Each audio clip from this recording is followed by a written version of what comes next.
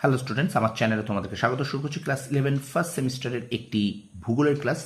দেখতে পাচ্ছ তোমাদের সামনে রয়েছে রায় মার্টিন প্রশ্নবিচিত্রা ক্লাস 11 ফার্স্ট সেমিস্টার ভূগোলের। এখান থেকে কিন্তু এই বইটা থেকে প্রশ্নবিচিত্রা থেকে কিন্তু ভূগোলের অধ্যায়ভিত্তিক এমসিকিউ ক্লাস আমি করাচ্ছিলাম। তো আজকে আরও একটি অধ্যায়ভিত্তিক এমসিকিউ ক্লাস নিয়ে এসেছি ভূগোলের। তো প্রথম থেকে শেষ পর্যন্ত ভিডিওটা দেখবে। চলো শুরু করি ক্লাসটি, দেখে নাও। আজকে আমরা পড়ব ভূগোলের অধ্যায়ভিত্তিক এমসিকিউ ক্লাসের আজকে আমরা পড়বো 17তম পর্ব। ঠিক আছে, আজকে আমরা 17তম পর্ব করব। ঠিক আছে, আমরা পড়ছিলাম যে অধ্যায়টা, সেটা আমি তোমাদেরকে একটু বলে দিই। 2.2 প্রাথমিক অর্থনৈতিক ক্রিয়াকলাপ, এই অধ্যায়টা আমরা পড়ছিলাম। প্রাথমিক অর্থনৈতিক ক্রিয়াকলাপ এই অধ্যায়টা আমরা পড়ছিলাম। তো এই অধ্যায়টা আজকে কিন্তু আমরা 46 থেকে করব। ঠিক আছে, তো প্রথম থেকে শেষ পর্যন্ত ভিডিওটা দেখবে, একটু স্কিপ করবে না। আমরা আগে কিন্তু 45 পর্যন্ত করেছি। ওকে, তো আজকে আমরা করব 46 দাগ থেকে। চলো শুরু করে দিই। ক্লাস 11 ফার্স্ট সেমিস্টার রায় মার্টিন প্রশ্নবিচিত্রা থেকে ভূগোলের অধ্যায়ভিত্তিক 17 নম্বর ক্লাস দেখে নাও। ভারতের সবুজ বিপ্লবের জনক হলেন MS স্বামীনাথন। আচ্ছা, পরের প্রশ্ন দেখো। এখানে স্তম্ভমেলাও দিয়েছে 1-এর বি, 2-এর সি, 3-এর ডি, 4-এর এ। ঠিক আছে, স্তম্ভমেলাটা দেখে নাও। 1-এর বি, 2-এর সি, 3-এর ডি, 4-এর এ। ওকে, আচ্ছা এবারে চলো আমরা চলে পরের প্রশ্নে। ন্যাশনাল ডায়েরি ডেভেলপমেন্ট বোর্ডের চেয়ারম্যান ছিলেন ডক্টর ভার্গিস কুরিয়েন। আচ্ছা, পরের প্রশ্ন দেখো। পৃথিবীর চিনির বস্তা বলা হয় কিউবাকে। পরের প্রশ্ন। ব্রাজিলের ড্যাশ বন্দর হলো কিংডম অফ কফি সান্টোস বন্দর। আচ্ছা, পরের প্রশ্ন। শস্য সমন্বয় মডেলের প্রবক্তা জেসি উইভার। আচ্ছা, পরের প্রশ্ন দেখো। অস্ট্রেলিয়ার নাতিশীতোষ্ণ তৃণভূমি যে নামে পরিচিত ডাউন্স। আচ্ছা, এবারে দেখো আছে তোমাদের 53 দাগে দেখো সত্য মিথ্যা আছে। তো বাণিজ্যিক কৃষিকে বলছে বাণিজ্যিক কৃষিকে যান্ত্রিক কৃষিও বলা হয়ে থাকে।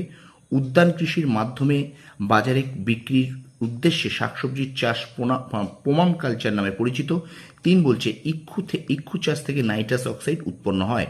তাহলে এখানে কিন্তু সঠিকটা হবে দেখো 1 টু 2 ফলস 3 ট্রু, অর্থাৎ 1 সত্য 2 মিথ্যা 3 সত্য।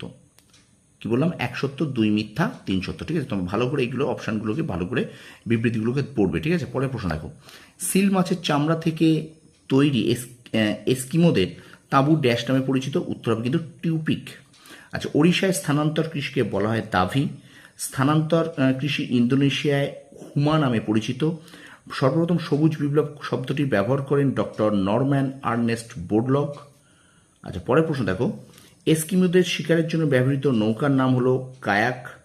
আচ্ছা, প্রদত্ত চিত্রটা একটু দেখে নাও। এই চিত্রটা একটু ভালো করে একটু দেখো। চিত্রটা বলছে দেখো যে প্রদত্ত চিত্রে এ চিহ্নিত অংশটি যে কৃষি ব্যবস্থাকে নির্দেশ করে। উত্তর হবে কিন্তু মিশ্র কৃষি। উত্তর হবে মিশ্র কৃষি। ঠিক আছে, দেখে নাও।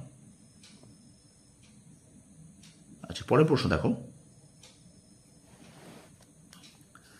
স্তম্ভমেলা আছে দেখো, এখানে হবে 1-এর ডি, 2-এর এ, 3-এর বি, 4-এর সি। 1-এর ডি, 2-এর এ, 3-এর বি, 4-এর সি স্তম্ভমেলা। ঠিক আছে, চলো এবার চলে যাই আমরা পরের প্রশ্নে। অক্টোবর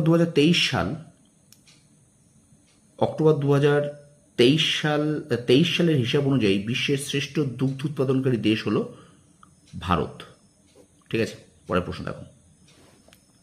আলফ্রেড ওয়েবারের 1909 ন্যূনতম অবস্থান ব্যয় তত্ত্বটি কি বিষয়ক? শিল্প স্থাপন বিষয়ক। আচ্ছা, এবারে বলছে দেখো মোট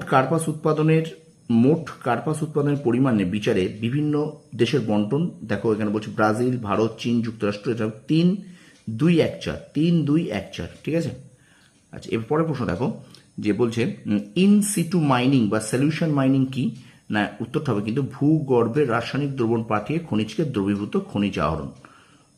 দ্রবীভূত করে খনিজ আহরণ। ঠিক আছে, আচ্ছা পরের প্রশ্ন। মিশ্র কৃষি ব্যবস্থা পৃথিবীর যে ধরনের অঞ্চলে লক্ষ্য করা যায় তা হলো নাতিশীতোষ্ণ মণ্ডল অঞ্চল। আর আজকের ক্লাসের শেষ প্রশ্ন দেখে নাও।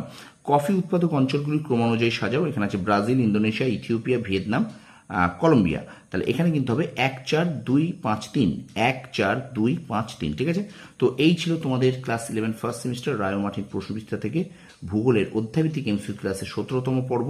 তো ভিডিওটা ভালো লাগলে অবশ্যই কিন্তু তোমরা লাইক করবে, বন্ধুদের মাঝে বেশি করে শেয়ার করে দেবে, আর অবশ্যই কিন্তু কমেন্ট করবে। ঠিক আছে, আর আমার চ্যানেল নতুন হলে চ্যানেলটা সাবস্ক্রাইব করো, পাশে থাকা বেল আইকন প্রেস করে রাখো। তোমাদের সাফল্য কামনা করি। ধন্যবাদ।